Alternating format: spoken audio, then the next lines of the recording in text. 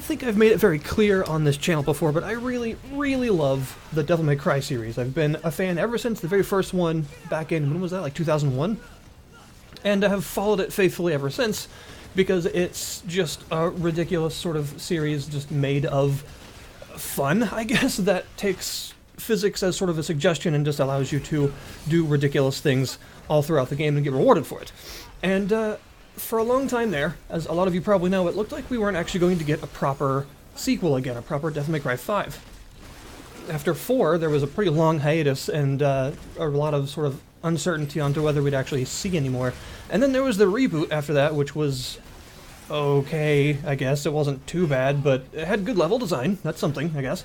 But then, out of nowhere, basically, this was announced, and a very short time later, here it is. This is Devil May Cry 5, actually, this time. And I suppose the big question is, was it worth the wait? And what I want to say is, yes, go buy it right now, but I think I'm supposed to actually do some more sort of analysis than that. So yeah, this is 11 years after Devil May Cry 4 came out, and we finally get this, and they have made some significant changes since then. The first of which that you probably already know from the trailers, if you've seen any of them, is that there are now 3 playable characters to choose from. DMC4 introduced Nero, a sort of young, brash, more kind of violent person, I guess you could say, than Dante, who was just kind of a jerk all the time, and a wonderful character. But they decided that they wanted to sort of expand on the whole multiple playable characters thing, but this game does it differently than the 4th game does, because in the 4th game it was a very sort of a linear progression. You started pretty much the entire first perfect half of the game as Nero, and then transitioned to Dante later on. In this case, it's actually a bit more piecemeal. Some levels are played as certain characters and some are played as other characters, and in certain levels you actually get a choice between different ones. And this enables a couple of different things. For one, it enables the sort of choice system, you could say. It's not like a moral choice or anything, it's just that the levels will be a bit different, and you'll maybe, say, go to different areas in the same mission depending on who you're actually playing, because they're canonically going on at the same time, so you don't just do the same thing as both characters, because that wouldn't make any sense, which is a nice little bit of effort that they didn't technically have to put in, because they could have just said, you can choose which character to do this with, but they didn't actually do it that way. And the other thing is it enables a sort of simultaneous online mode. It's not co-op per se, but basically when you're playing a mission that has multiple characters during the same mission, the other characters are sometimes played by the AI, and other times actually played by other people online.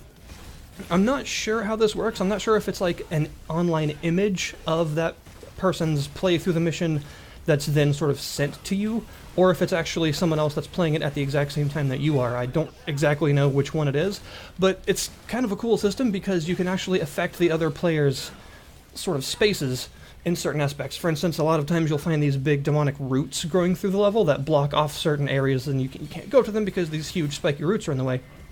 But if you find this red pulsing bit along the end of the root, you can dry out the whole thing and have it shatter into pieces, and that will sort of unlock any areas behind it that it was blocking off. And sometimes in the levels where you are actually playing with multiple people, it will, instead of affect a level or a part of the level that you could unlock, it will actually unlock a different path for the other person, which is neat, and again, kind of makes it seem a bit more like co-op, even though I'm not 100% sure how it works still.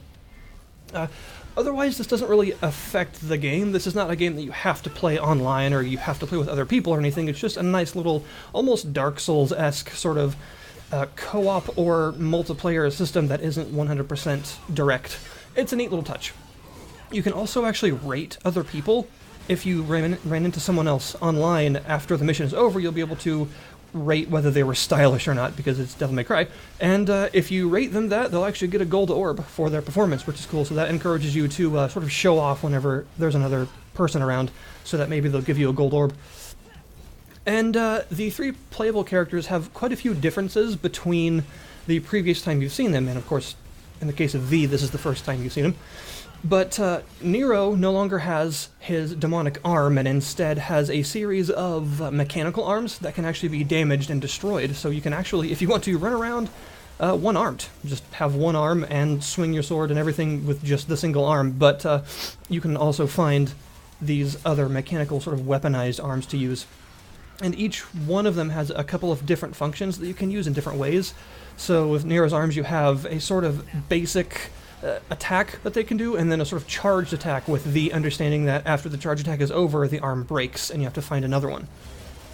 And these can be anything from the kind of simple one that you start with, which is just like a sort of electrical pulse in front of you that causes a fair amount of damage and knockback to anything that's sort of in the immediate front cone of your vision, to something like the Gerbera, which is a sort of like a rocket thruster on your arm, and actually allows you to do a sort of like rocket uppercut thing that you can use for both combat and just for general movement. So you can actually use it to sort of like triple jump around in combat and things like that. It's pretty cool. And the charged versions of the arms are very, very potent, including things like the Gerbera changing into a giant laser cannon that actually fires out like a huge streaming laser across the entire battlefield and does a lot of damage. But while you're charging the arms, they are vulnerable, and if you get hit while you're charging them, they break without actually unleashing the attack that they're supposed to. There's quite a variety of different ones, and that definitely adds to Nero's sort of overall mechanical complexity as a fighter. In this one, you still have the Exceed system, his weird motorcycle-handled sword thing that can charge up to release various sort of fiery blasts and the like. That is still in here, and it still has the sort of timing system that allows you to hit the button just at the like frame-perfect time to get full charges and everything. It's a lot of fun, and he has sort of been made into a more complex character in terms of how he fights because of the addition of those multiple arms and the whole like sort of risk reward of sometimes actually losing them entirely and not being able to use any of their attacks because you're armless. He's also, of course, got his classic blue rose, the ridiculous over and under revolver thing, and that is basically just as it was in DMC4, except the charge shot has been altered a bit to work differently now. He has sort of like an ammo counter underneath his health gauge, and you store those up by charging and actually release like sort of multi-hit charge cluster blast things. It's fairly ridiculous and exactly as you would expect for a DMC game. The new character V is really interesting because he does not play at all like any character you've been able to play before in any DMC game. He is actually a summoner and summons up various demons suspiciously named after the main bosses from the first DMC, which I'm not going to spoil anything there. But he is very fragile, he is kind of slow on his own, and he actually uses these to fight while he stands remotely behind, which is a cool system because that is not at all how the other characters play, which are very much an in-your-face kind of affair. In his case, he needs to stay back quite a lot, except for when the finisher moves come up, because his summons cannot actually kill things. They are considered, he calls them dreams, which is not entirely clear what that means at first, but basically they can't actually deliver the final blow on anything. They sort of hit them until the enemies become a sort of washed out white ghost of their traditional form, and then you, as V, have to actually walk up and finish them off. And if you don't do it in time, they actually get some of their health back, and this even works the same for bosses. He is pretty interesting for one big reason as well, because traditionally, when you play a character in a hack and slash like this, the different buttons are of course bound to different actions, and you can't do all of them at once. So, you know, you can swing a weapon or shoot a gun in Devil May Cry, but you can't do them at the same time. You have to chain them together into combos. But since V isn't actually physically attacking things himself, he actually can use both of these things at the same time. And that's why sort of using him very, very well requires you to be like an octopus, basically, because you can actually sort of...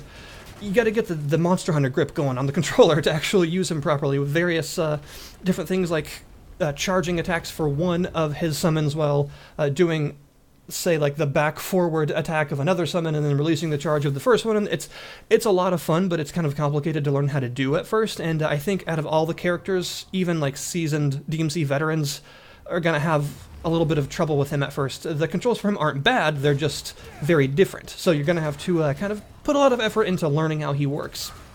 But he's a lot of fun, and he does have a devil trigger that does not work like the traditional devil trigger, which is like a transformation that heals you and makes you incredibly strong. His instead actually summons Nightmare, that Nightmare from the first game, and it just has some crazy powerful attacks, and sort of it acts on its own, but you can also, if you purchase a specific skill for him, ride it around, and then use that to just direct Nightmare's attacks on your own, which is really cool and a lot of fun. Dante has also been changed a bit. He is very similar to his DMC4 incarnation, however, I would say that he's a bit more complex now because his weapon combos and things are more complicated.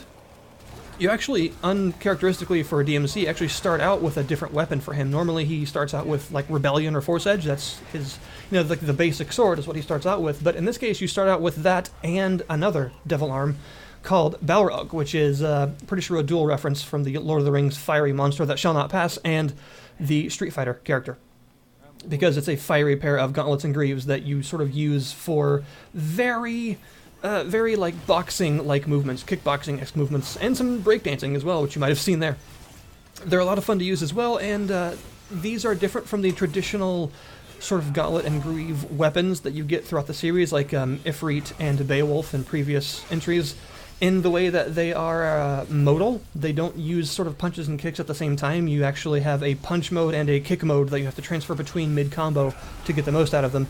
And that just sort of adds to the point that I think that this is the game where every character is sort of at their most mechanically complex yet. Even Dante, who still works in a familiar way, has been sort of... the complexity of his basic attacks and all the combos that are now possible with all of the style switching and everything as before has been increased a lot, and he is now even more complicated to use and a lot of fun. I would say that this is definitely the entry that has the most sort of hidden depths. Previously, a lot of people would probably say that was actually the third game, or maybe the fourth game with Dante exclusively because of the real-time style switching, but now I would say that they have actually sort of surpassed themselves, and all of the characters are in their most complex form yet. The game itself is really very pretty. It does use the Capcom's RE engine, which they use for Resident Evil 7 and the remakes, so you have very good facial animations of the characters, a lot of pretty high-fidelity textures. It looks very good, and of course it is very bright and flashy because it's Devil May Cry. What else would you expect? And they have made some other changes. Things like the overall sound design is really sort of high fidelity now. Things always sounded, stylish and good, but now they have a lot more sort of impact and echo and interesting effect to them. They sound, it's very satisfying. They definitely have a much more weighty, kind of beefy sound to them, which is cool. Even things like the shotgun that the Coyote A that Dante uses has a really heavy sort of echo to it after it fires, which just adds that extra little layer of satisfaction to the combat.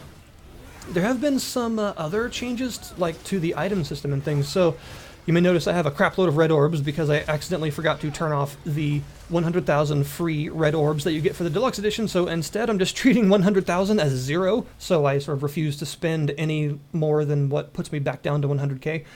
Anyway, the red orb acquirement rate is much higher in this game. You get a ton of them now, and they have gone back to the classic DMC 1, 2, and 3 mode, or method of upgrades, where you use red orbs for everything. Proud Souls from DMC 4 do not make a return. But just in general, I would say you get a lot more red orbs more quickly this time around, and to be fair, since you have 3 characters to actually spend them on, and you don't get a refund when you switch to a different character like you did in DMC4, because you actually have to go back and forth between the characters in this one, unlike in that game, it kind of makes sense that you get more of them. There are also no items this time around, which is fairly new, although I don't really see many people complaining about that, more just noting it because not many people used items. The game did, after all, penalize you for it because they were sort of a bit of a crutch that you had to try to learn not to rely on. So things like Vital Stars, Devil Stars, and Holy Water are no longer in the game, and you cannot purchase them. But you can use orbs to purchase the arms for Nero if you want to. You can find them just within the levels, but you can buy them as well if you want to go into a certain level with a certain set of them. Overall, there are a ton of upgrades for each character and a lot of other things to find, including some stuff for Dante that I am not going to spoil, but he does get some really cool stuff, which you'll hopefully see when you get to play as him later in the game. The levels are quite long, and there is the classic puzzle-solving element, and in fact, they've also brought some stuff back from previous games. For one, the battle themes for each character are different per character, obviously, and are really awesome. But they've brought back some classic enemies, like the Sen Scissors, which are basically like Death Scissors versus Sen Scissors from the first game, which are those creepy masked things that come out of paintings. And in this game, the first time you encounter one, it even comes out of a painting to sort of put the reference clearly there. And you also have nobodies again from the first game, which honestly they could have kept because those things are terrifying. But they're back. And there are some other cool little references and things if you've played the other games that you will get, like the fact that Artemis is a boss now, which was a weapon that you could obtain in the third game, and you sort of get to see a more like boss form of what it would have looked like if you had to fight it. It's a really fun fight as well. Overall, it's a really, really solid game, and it's probably, definitely my favorite of the Devil May Cry's. It's extremely fun. It's very accessible, I would say, for people that are new to the games, although you will have absolutely no idea what's going on in the story. And it's also really, really mechanically complex and interesting for the veterans. It's got a lot of little bits and references and interesting bits here and there from the previous games to sort of keep veterans interested, I suppose, and the combat is more complex and satisfying than it has ever been thus far. They even brought back these super precise timing moments from DMC4, like being able to attack bosses and things at really specific points to parry their blows and stuff like that. There's a lot of really sort of precision frame time stuff that you can do in this game, which is exactly how it should be, and it works really well. There's also going to be a free update later in the future at some point that gives us access to the Bloody Palace. They're bringing back the Bloody Palace, and with all of the cool combat in this game, I'm definitely looking forward to trying it out.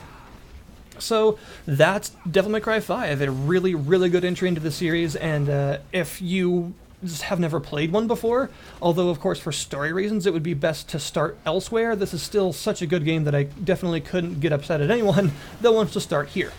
It is available right now for $60. I'll link you in the description below this video to the Steam page. And thank you guys very, very much for watching. If there's something specific about it that you want to see, or if you just want to see more, feel free to comment below in the video. Like the video if you liked it, dislike the video if you did not. And thanks again for watching. I'll see you guys next time.